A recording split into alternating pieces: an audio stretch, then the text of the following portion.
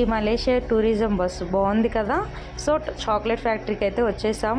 ఎంట్రన్స్లో ఇలా స్టిక్కర్ వేస్తారు మనకి. లోపలికి వెళ్ళగానే కోకో చాక్లెట్స్ ఎలా తయారు చేస్తారో ఇక్కడ మిషనరీ ఐటమ్ అయితే పెట్టారు. సో ఎంట్రన్స్లోనే మనకి వెల్కమ్ చెప్తున్నారు చాక్లెట్ టేస్ట్ ఇచ్చి. మరి ఇది దురియన్ చాక్లెట్ అండి. సో ఆ ఫ్రూట్తో చేస్తారు. చాలా స్మెల్ కూడా వస్తుంది తిన్న తర్వాత. ఇక్కడ ప్రైజెస్ కూడా మనకు మెన్షన్ చేశారు.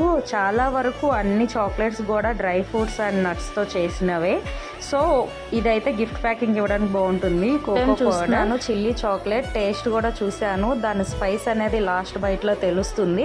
ఈసారి వెళ్తే డెఫినెట్గా ట్రై చేయండి. చాక్లెట్ ఫ్యాక్టరీలో స్పెషాలిటీ ఏంటంటే టేస్ట్ చేసి మరీ పర్చేస్ చేసుకోవచ్చు. అక్కడి నుంచి మేము లంచ్కి అయితే వెళ్ళిపోయాము.